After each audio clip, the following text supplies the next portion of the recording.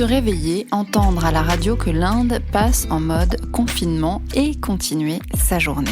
On a parlé des soignants, des travailleurs en galère, des enseignants, des ados, des enfants, des bébés et de toute cette classe moyenne qui s'emmerde, mais qui, pleine de ressources, instruite et bien souvent confinée dans des espaces de vie respectables, parfois même avec jardin, trouve de quoi s'occuper.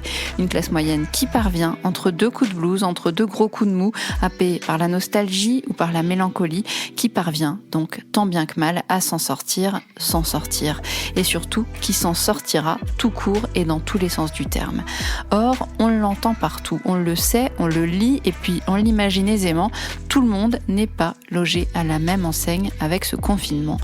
Autant ce qu'il y a de bien avec le virus en lui-même, c'est qu'il a remis tout le monde à sa place, comme dans Ionesco, le roi se meurt, bah oui, riche ou pauvre, on mourra tous un jour, et le virus, lui, il a quand même l'élégance de ne pas faire de distinction. Sauf que, quoique, être confiné en Inde, ça donne quoi ?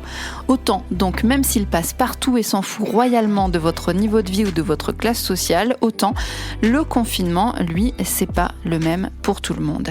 J'ai un voisin qui a une piscine, par exemple. Moi, il faut que je monte au grenier et que je me mette à côté d'une fenêtre en particulier pour choper la lumière du soleil en plein après-midi. Et moi, je suis bien, parmi les mieux lotis, sans aucun doute. Les étudiants, dans leur chambre de bonne, déjà, ils rigolent sûrement un peu moins. Les familles qui se partagent, en France, 38 mètres carrés avec 4 gamins, ou même avec 2 gamins, ça le fait aussi. Il y en a, et là aussi, c'est un peu moins fun que pour mon voisin. Ceux qui ont vu sur cour ou sur l'immeuble d'en face, plein nord, sans balcon, les femmes battues, obligées de supporter les accès de colère, certainement encore plus nombreux que d'habitude, étant donné les circonstances, et de vivre H24 dans la peur, avec un homme violent, les enfants maltraités toute la journée avec leur bourreau. La liste pourrait s'allonger, même sur notre territoire, parce qu'il y a aussi les SDF, les personnes handicapées, les personnes âgées dépendantes, les sans-papiers dans les squats, les mères célibataires et mineurs, les malades psychiatriques. La liste s'allonge sans problème donc, et c'est carrément glauque quand on y pense. Mais alors en Inde, je sais pas. Je n'arrive pas à me l'imaginer.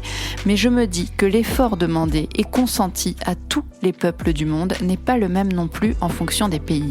Je me dis qu'on est bien gentils en général quand même, nous les êtres humains de cette planète, qu'on est capable d'en faire des efforts pour sauver les vies des autres et pas seulement la nôtre, qu'on accepte sans se plaindre d'en faire des sacrifices pour le bien commun et qu'à un moment, il serait bon que les politiques s'y mettent un peu aussi à envisager d'agir pour le bien commun. Parce que ça nous éviterait à tous d'avoir ensuite à rattraper le coup en étant obligés de vivre comme des rats, ou presque. Ou presque. Ou presque.